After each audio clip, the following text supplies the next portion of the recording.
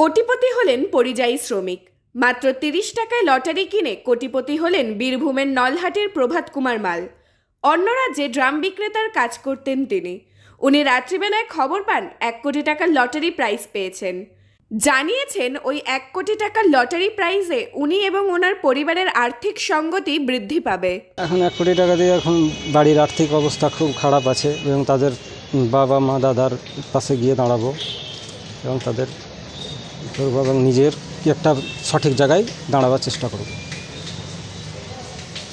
এখন লটারিটা কোথায় রয়েছে, মানে জমা করে দিয়েছেন ব্যাংকে? যে প্রসেস যেগুলো আছে ক্লিয়ার করার টিকিট করা, তো প্রসেসই কমপ্লিট হয়ে গেছে? কমপ্লিটটা এখন তো হয়নি, তবে হ্যাঁ পেন্ডিংয়ে রয়েছে।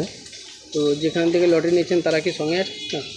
না না, তো কীভাবে ক্লিয়ার হয় লটারি আপনার জানা আছে? আমার কিচ্ছু জানা নেই। মানে কীভাবে করছেন আপনি এগুলো?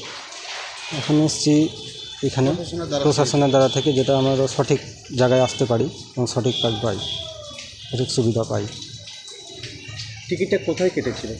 আমি গ্রামেই কেটেছি। নাম কি আমাদের গ্রামে? হ্যাঁ, গ্রামের নাম কি? গ্রামের নাম শেরগ্রাম, কুশিপুর গ্রাম থেকে কেটে। কত টাকা লটারি কেটেছিলেন? আমি কালকে কেটেছিলাম ওই ৩০ টাকার একটা বই হয়, সেটার মধ্যে ওই ১৫০ টাকা বইটা কেটেছি, তার মধ্যে একটা টাকা নিয়ে গেছে ৩০ টাকার। নাম কি আপনার? নাম? আমার নাম প্রভাত কুমার মাল। বাড়ি? বাড়ি শেরগ্রাম, কুশিপুর।